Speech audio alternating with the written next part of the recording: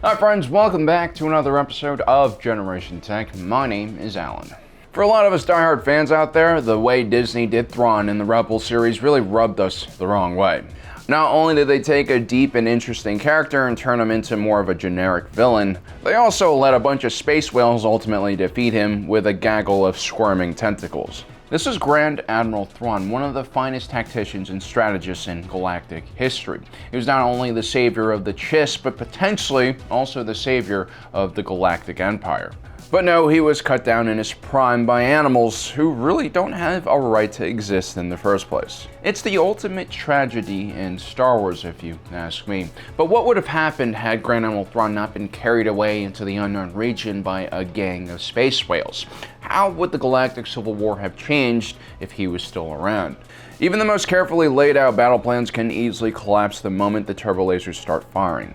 So what often separates the winners from the losers is how much preparation each side has made for the battle. And no one spent more time trying to understand his enemy than Grand Admiral Thrawn. When he wasn't engaged in battle, Thrawn would spend hours poring through history, art, and records to find clues about his potential enemies. Thrawn didn't really have any time for hubris or his own ego. He would treat even the weakest enemies with respect. And that is the one single thing that made him better than any other commander in the Galactic Empire. Sure, he was extremely intelligent, had a brilliant analytical mind, but without his rigorous discipline and focus, those traits would have all gone to waste. And so in battle, Thrawn's commands are decisive and well-informed. Men and material are rarely wasted in needless sacrifice, and victories are always won by large, safe margins.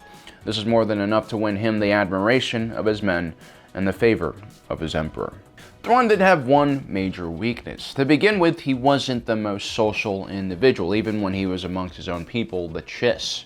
This wasn't because Thrawn was awkward or deficient in any way, it was a result of his own lack of interest in what society had to offer. One can imagine that all the social rules and hierarchy would seem pretty pointless to an individual like Thrawn. And when Thrawn reached the Empire, he also had trouble adjusting, especially when it came to the Empire's embrace of human high culture. It was the Galactic Empire's codified policy of humanocentric speciesism. It's a beautiful ideology and it rolls off the tongue. Luckily for Thrawn, the Chiss looked human enough, although the blue skin and eyes were definitely a bit abnormal. And although some Imperials did taunt Thrawn about his appearance, he was under the direct protection of the Emperor himself, and also as a Chiss warrior, he was more than capable of handling himself in a physical confrontation. Strangely enough, as an individual who spent hours poring through an individual's background, history, culture in order to figure out how they work and think, Thrawn seemed to be pretty naive about the political goals of his fellow Imperial officers. There's a certain old-fashioned nobility to Thrawn's rejection of politics that definitely clashes with his very logical and result-oriented battle strategies. Grand Admiral Thrawn's refusal to play political games and also bluish appearance delayed his rise to the Grand Admiral rank, and that would hurt the Galactic Empire because he was a really competent officer. Thrawn quickly realized that the Empire possessed one large weakness, and that was their starfighter corps was centered around single-seaters like the TIE and Space Superiority Fighter. This ship lacked shields and a hyperdrive and could easily be outclassed by consumer ships modified with a few aftermarket parts.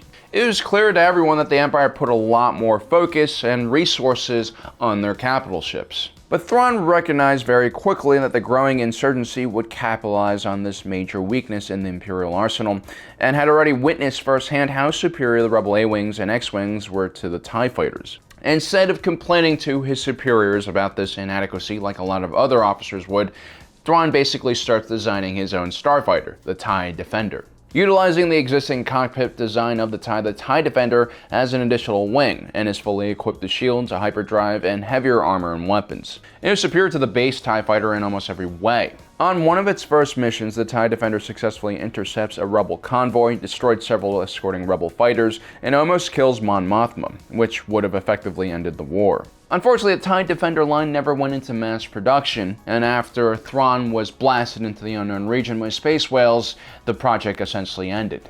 But before this even happened, Thrawn was actively already engaged in a political war over resources with Director Krennic, head of the Death Star project. Thrawn thought that the battle station was a waste of resources, but failed to convince the Emperor. Thrawn intimately understood the rebel threat. These were small groups of highly motivated fighters that can move around at extremely fast speeds undetected. What the Empire really needed was small task force that could actually keep up with these rebel cells. The last thing they really needed was a gigantic battle station with a super laser. If you look at it, the Death Star was at Scarif, but it was unable to prevent the rebels from stealing the Death Star plans. The Death Star was at Yavin 4, but its lasers were too slow to stop the rebel fighter fleet from entering its trenches. But after the Battle of Yavin, after the destruction of the first Death Star, the Empire finally started realizing the inadequacies of their own starfighters. This is really when we see the Empire start pouring resources into starfighter R&D. This would have been a perfect time for the TIE Defender to emerge. The Battle of Yavin 4 would change the course of the war. It ended up killing Moff Tarkin, and Director Krennic had died days earlier on Scarif. This would leave a huge power vacuum that only Grand Admiral Thrawn could really fill. After successfully handling the destruction of the Lothal cell, Thrawn would have joined Darth Vader at Emperor Palpatine's side. The two actually have a long working history that dates back to the Clone Wars. Thrawn, who now would have a much larger degree of autonomy, would implement his TIE Defender strategy and start mass production. He would also create his own special rebel hunting task force centered around his Star Destroyer, the Chimera. One technology that Thrawn would invest heavily in would be the interdiction ships. These were large Star Destroyers or cruisers armed with gravity well projectors that could pull ships out of hyperspace and prevent them from jumping back into hyperspace. It was the ultimate tool for trapping a very fast and mobile rebel fleet, and after Thrawn died in the canon version of history, that technology just disappears somehow. At the Battle of Atollon, Thrawn almost destroyed a good portion of the rebel fleet with the interdictor, but unfortunately one of his officers, Admiral Cassius Constantine, was too eager for glory and screwed those plans up.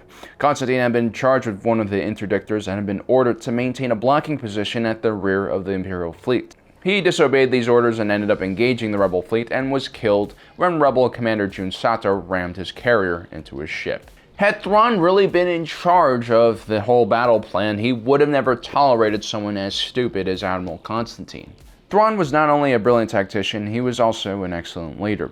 He was fully invested in his crew and constantly tested his underlings and challenged their abilities. It wasn't uncommon for Thrawn to question his command crew or XO in the middle of a battle to gauge their competency and understanding.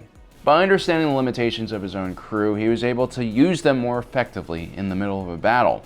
Thrawn's ultimate goal was for each crew member to be able to act independently without him being around. This way they could be an extension of himself. And despite being perceived as cold and calculating, Thrawn always made sure to never needlessly sacrifice his crew or expose them to danger. Following the Battle of Yavin 4, the Empire would clamp down on all rebel activity. Thrawn and his elite task force would have been focused on bringing down the main rebel cell, which eventually would establish Echo Base on Hoth. It's very likely, had Thrawn been in charge of pursuing these rebels with his fleet of interdictors and TIE Defenders, that the rebels would have never made it to Hoth in the first place. In the days following the rebel victory, the rebellion would first relocate to the Pantora system, and then stay mobile for quite some time, looking to build up strength. This is also when the rebels would try to start the Mid-Rim offensive. Encouraged by a rise in recruitment, this was an ill-fated and overly confident rebel advance on multiple Mid-Rim worlds that quickly stretched their non-existent supply lines to the max. Meanwhile, rebel leaders would be scrambling around the galaxy looking for even more supplies, ships, and recruits. One thing that the rebellion lacked were larger capital ships that would allow the rebel fleet to stand and fight in space battles. Finally, 2 years after the Battle of Yavin, the mutiny on Mon Cala occurred. A large portion of the Mon Cala mercantile fleet, which was made up of MC-80 cruisers, defected to the rebellion. These MC-80s were around the size of an Imperial-class Star Destroyer and much larger than anything the rebellion had.